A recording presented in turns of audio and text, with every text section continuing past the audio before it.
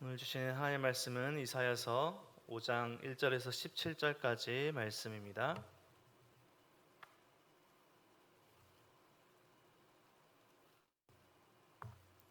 구약성경 이사야 5장 1절에서 17절까지 제가 봉독하도록 하겠습니다. 나는 내가 사랑하는 자를 위하여 노래하되 내가 사랑하는 자의 포도원을 노래하리라. 내가 사랑하는 자에게 포도원이 있으며 심히 기름진 산에로다. 땅을 파서 돌을 제하고 극상품 포도나무를 심었도다. 그 중에 망대를 세웠고 또 그 안에 술틀을 팠도다. 좋은 포도 맺기를 바랐더니 들포도를 맺었도다. 예루살렘 주민과 유다 사람들아 고하노니 이제 나와 내 포도원 사이에서 사리를 판단하라. 내가 내 포도원을 위하여 행한 것 외에 무엇을 더할 것이 있으랴. 내가 좋은 포도 맺기를 기다렸거늘 들포도를 맺으면 어찌 됨인고. 이제 내가 내 포도원에 어떻게 행할지를 너희에게 이르리라. 내가 그 울타리를 걷어 먹힘을 당하게 하며 그 담을 헐어 질팔 게 할 것이요 내가 그것을 황폐하게 하리니 다시는 가지를 자람이나 북을 돋우지 못하여 찔레와 가시가 날 것이며 내가 또 구름에게 명하여 그 위에 비를 내리지 못하게 하리라 하셨으니 무릇 만군의 여호와의 포도원은 이스라엘 족속이요 그가 기뻐하시는 나무는 유다 사람이라. 그들에게 정의를 바라셨더니 도리어 포악이요 그들에게 공의를 바라셨더니 도리어 부르짖음이었도다. 가옥에 가옥을 이으며 전토에 전토를 더하여 빈틈이 없도록 하고 이 땅 가운데서 홀로 거주하려는 자들은 화있을진저. 만군의 여호와께서 내 귀에 말씀하시되 정령이 허다한 가옥이 황폐하리니 크고 아름다울지라도 거주할 자가 없을 것이며 열흘같이 포도원에 겨우 포도주 한 바트가 나겠고 한 오멜의 종자를 뿌려도 간신히 한 에바가 나리라 하시도다. 아침에 일찍이 일어나 독주를 마시며 밤이 깊도록 포도주에 취하는 자들은 화있을진저. 그들이 연회에는 수금과 비파와 소고와 피리와 포도주를 갖추었어도 여호와께서 행하시는 일에 관심을 두지 아니하며 그의 손으로 하신 일을 보지 아니하는도다. 그러므로 내 백성이 무지함으로 말미암아 사로잡힐 것이요 그들의 귀한 자는 굶주릴 것이요 무리는 목마를 것이라. 그러므로 수월이 욕심을 크게 내어 한량없이 그 입을 벌린즉 그들의 호화로움과 그들의 많은 무리와 그들의 떠드는 것과 그 중에 즐거워하는 자와 거기에 빠질 것이라. 여느 사람은 굽어리고 존귀한 자는 낮아지고 오만한 자의 눈도 낮아질 것이로되 오직 만군의 여호와는 정의로우심으로 높임을 받으시며 거룩한 하나님은 공의로우심으로 거룩하다 일컬음을 받으시리니 그때에는 어린 양들이 자기 초장에 있는 것 같이 풀을 먹을 것이요 유리하는 자들이 부자의 버려진 밭에서 먹으리라. 아멘. 1947년 봄의 때였습니다. 우리나라가 광복을 맞이하고 아직은 나라 안팎이 어수선한 그때였죠. 1947년의 봄은 우리나라에게는 아직은 어수선한 때였습니다. 그런데 같은 해에 이스라엘 사해 근처 쿰란이라는 지역에 동굴에서 성경의 오래된 사본들이 발견이 됩니다. 15살 베두인 목동이 양을 찾으러 동굴에 돌을 던졌는데요. 동굴 안에서 항아리 깨진 소리가 났고 보물인 줄 알고 막 찾았다가 8개의 항아리를 깨어서 보았습니다. 8개 항아리 중에 7개는 비어 있었고 하나의 항아리에서 낡은 양피지에서 두루마리들을 찾았습니다. 그렇게 쿰란 동굴에서 우리가 사해사본이라는 성경이 발견되었는데요. 당시 발견된 두루마리 중에서 온전하게 잘 발견되었고 온전하게 보존되어 있던 성경이 바로 이사야서입니다. 유대인들은 예수님을 가리킨 이사야서 53장의 내용 때문에 이사야서의 전체 내용을 인정하지만 53장의 내용은 가르치지 않은 지금 상황인데요. 이사야서 53장에 우리가 잘 아는 말씀이 있습니다. 그가 찔림은 우리의 허물 때문이요 그가 상함은 우리의 죄악 때문이라. 그가 징계를 받음으로 우리가 평안을 누리고 그가 채찍에 맞음으로 우리는 나음을 받았도다. 우리가 너무나 잘 아는 이사야서의 53장의 말씀, 메시아 예수님을 가리키는 이 말씀을 당연히 우리는 다 믿고 예수님이 십자가 길에서 이루신 이 말씀을 인정하는데 예수님을 인정하지 않은 유대인들은 이사야서의 53장을 가르치지 않고 인정하진 않지만 이 사해사본 잘 보존된 그 말씀 가운데 이사야서 53장의 내용도 잘 보존되어 있었습니다. 그 예수님께서 메시아이신 예수님께서 요한복음 15장에서 이렇게 자신을 표현하시는데 참 포도나무라 라고 자신을 말씀하셨습니다. 그리고 하나님은 농부라 라고 말씀하셨습니다. 이사야서 53장의 말씀과 그리고 또 요한복음 15장 1절의 말씀 보면 나는 참 포도나무요 내 아버지는 농부라. 물은 내게부터 열매를 맺지 아니하는 가지는 아버지께서 그것을 제거해 버리시고 물은 열매 맺는 가지는 더 열매 맺게 하려 그것을 깨끗하게 하시니라. 예수님께서 포도나무라 그리고 포도를 비유하신 이 말씀들은 구약의 여러 곳곳에서 자주 등장하는데요. 시편 80편에서는 하나님께서 이스라엘을 애굽에서 가나안 땅으로 옮기신 포도나무라 말씀하셨습니다. 이렇게 포도나무 그리고 예수님께서 스스로를 포도나무 가지라라고 말씀하신 것처럼 우리가 포도와 포도원은 우리가 잘 기억해야 할 구약에서 비유하는 말씀입니다. 하나님의 백성으로 비옥한 포도원에 또 포도원에 옮겨진 포도나무 같은 이스라엘 백성들, 하나님께서 기뻐하시는, 하나님께서 원하시는, 하나님께서 기뻐하시는 그들의 삶은, 거룩한 삶은 하나님을 믿으며 온전하게 의지하며 하나님만 바라는 삶을 살았다면 참 좋았겠지만 이사야서에서 하나님은 이스라엘 백성들의 죄악을 고발하시고 경고하시고 죄에 대한 징계를 말씀하고 계시는 것을 우리가 계속해서 듣고 있습니다. 포도나무는 우리가 또 가까운 송산에 또 포도나무 또 재배지를 또 근거에 두고 있는데요.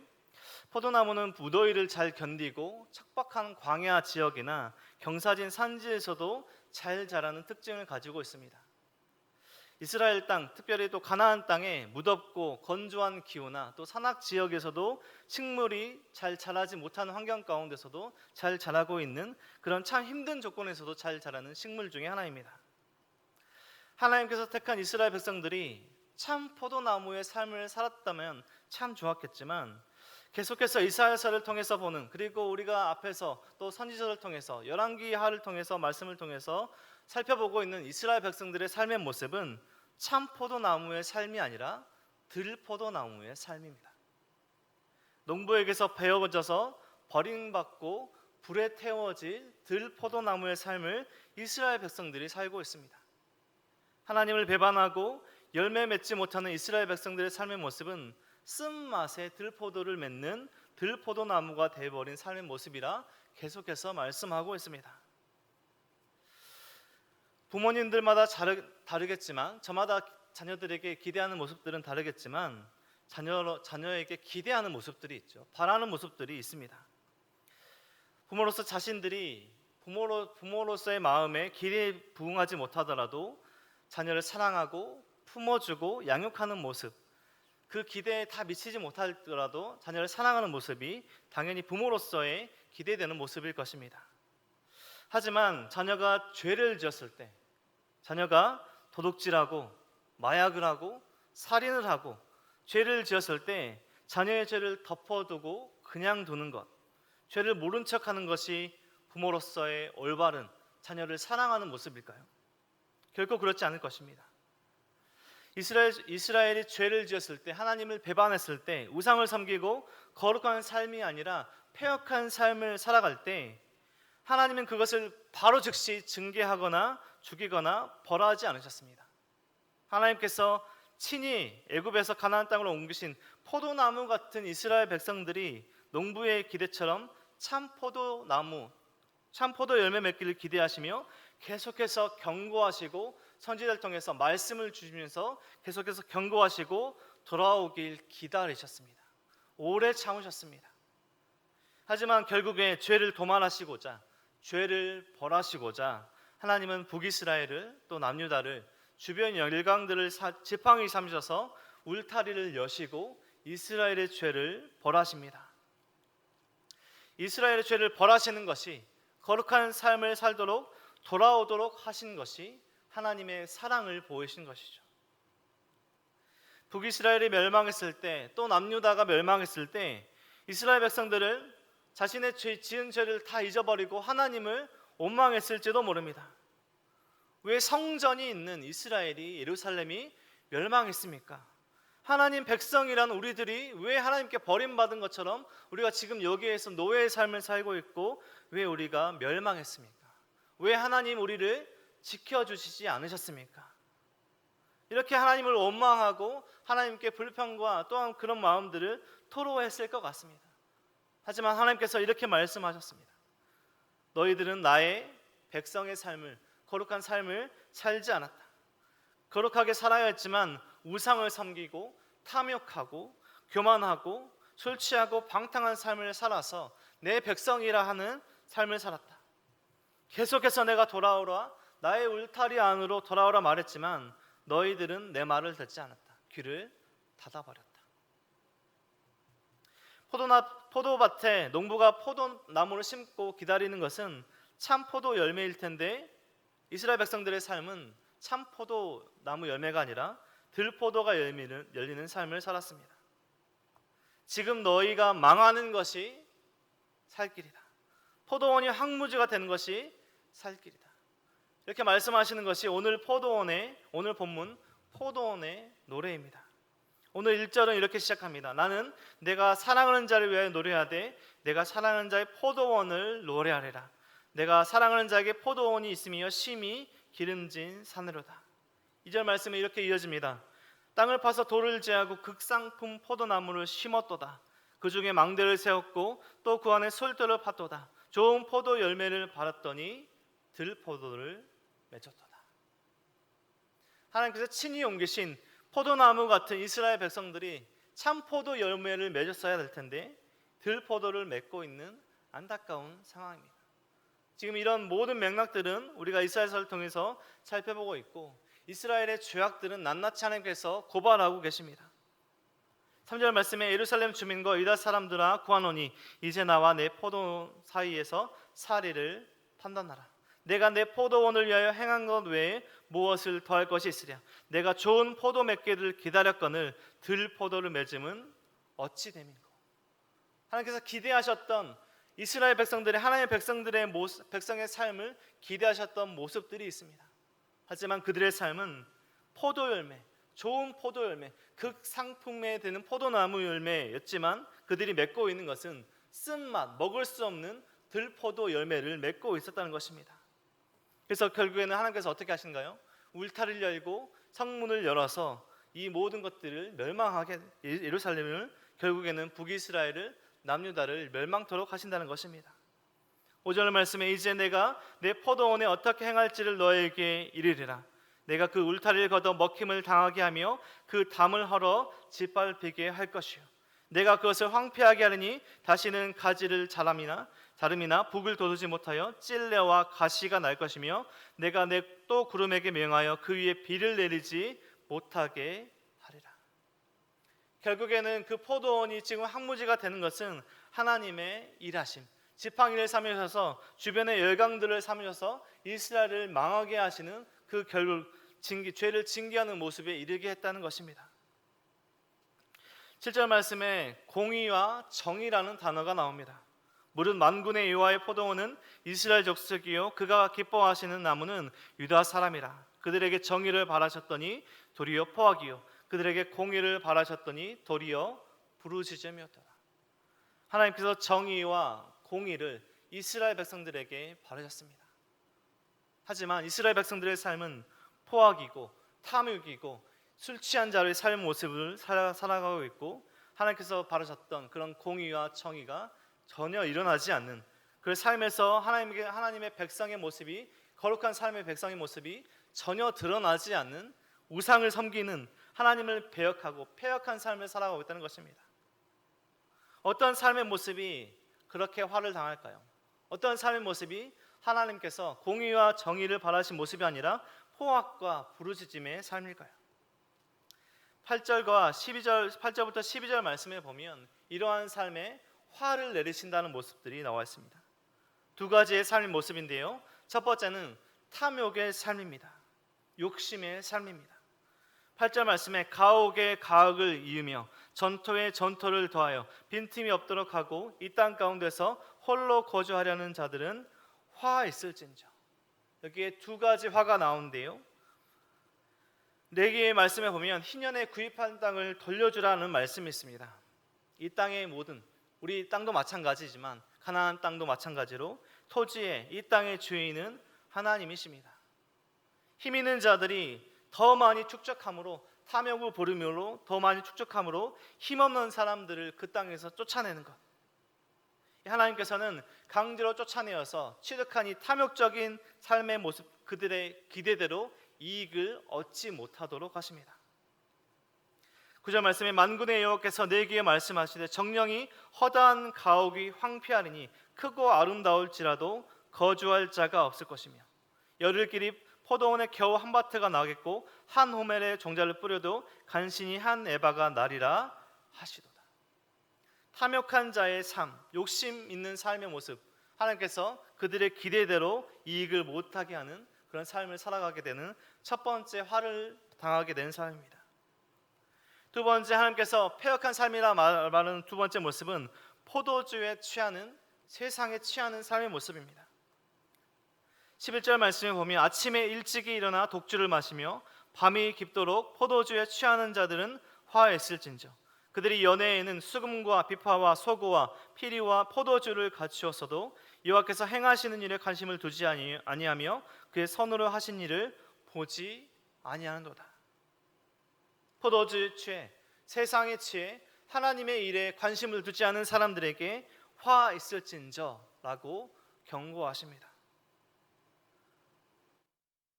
그런 자들의 삶은 그 끝에 어떤 것들이 펼쳐져 있는 것인가?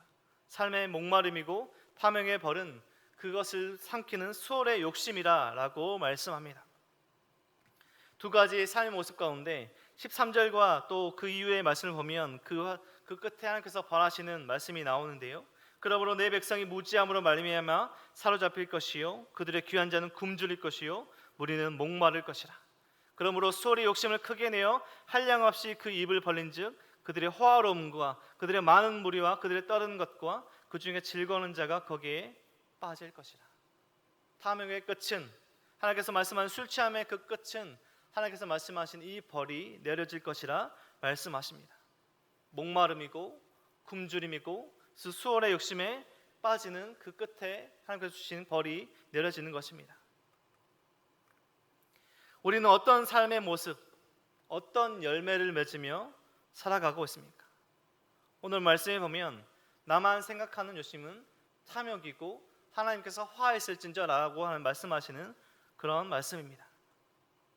17절까지 끝까지 말씀을 보시면 17절은 이렇게 마무리하고 있습니다. 그때에는 어린 양들이 자기 초장에 있는 것 같이 풀을 먹을 것이요 유련한 자들이 부자의 버려진 밭에서 먹으리라. 황폐해지고 황무지가 되어지는 포도원의 그 끝을 보여주고 있습니다.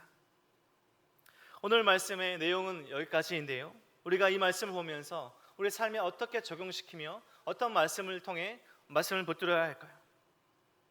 우리는 하나님께서 기뻐하시는 열매 맺는 삶을 살아가고 있습니까? 오늘 말씀을 통해 적용해 볼 첫 번째 말씀은 하나님께서 주신 성령의 열매 맺는 삶을 살아가도록 추구하는 것입니다. 우리가 욕심을 부려서 우리 스스로의 그런 우리의 생각대로 살아가는 것이 아니라 성령의 열매 맺는 삶, 하나님께서 기뻐하시는 모습이 우리의 말 가운데, 행동 가운데 드러나는 삶을 살아가는 것입니다. 하나님께서 기대하시는 오늘의 나의 모습, 우리의 가정의 모습, 우리의 공동체의 모습이 있으십니다.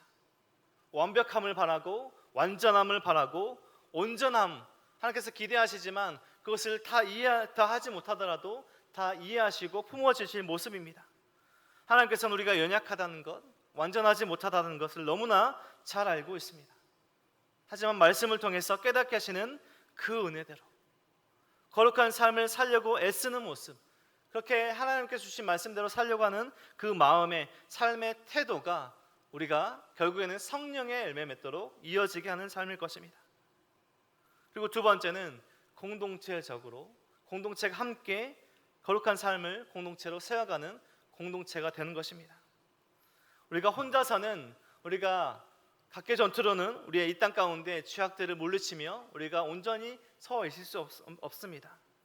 우리에게 주신 다락과 우리에게 주신 교회 공동체 가운데 우리의 하나 한 분 한 분, 우리의 한 사람 한 사람의 성도의 모습이 하나님께 하나가 되어서 우리를 거룩하게 하고 우리가 이 땅 가운데, 세상의 죄악 가운데 지켜줄 수 있는 그러한 거룩한 공동체가 세워지는 삶을 살아가는 것입니다. 그렇게 어떻게 삶을 어떻게 살아야 성령의 열매 맺고 공동체 안에 하나님께서 기뻐하시는 일들이 일어나는 삶을 살아갈 수 있을까요? 요한복음 15장 5절에서 예수님께서 이렇게 말씀하셨습니다. 나는 포도나무요 너희는 가지라. 그가 내 안에 내가 그 안에 가면 사람이 열매를 많이 맺나니 나를 떠나서는 너희가 아무것도 할 수 없습니다. 우리가 말씀대로 우리가 주신 은혜대로 살기 너무나 쉽지 않습니다. 세상 가운데 말씀을 드러내며 우리가 말과 행동 가운데 하나님께서 기뻐하시는 삶대로 살아내길, 또 가정에서 살아내는 것이 결코 쉽지 않다는 것을 너무나 잘 알 것입니다. 우리 성도님들, 우리가 그렇게 살아갈 수 있는, 그렇게 할 수 있는 딱 한 가지가 있다면 우리가 예수님께 붙어 있는 것입니다. 예수님에게 주신 말씀 안에 거하는 것입니다. 오늘 포도원의 노래 이사야의 말씀을 묵상하시며 하나님께서 기뻐하시는 삶이 무엇인지, 하나님께서 결국 징계하시고 벌을 내리신 삶이 무엇인지 묵상하시며 결국엔 우리가 들포도나무 열매를 추구하는 것이 아니라 참 포도나무 열매 맺는 삶을, 결국 성령의 열매 맺는 삶을 살아가시는 하나님께서 기뻐하시는 우리 성도님들의 삶이 되시길, 하나님께서 기뻐하시는 우리 성도님들의 가정과 우리 교회 공동체가 되길 주님의 이름으로 간절히 축원드립니다. 오늘 주신 말씀을 기억하시며 함께 기도하실 때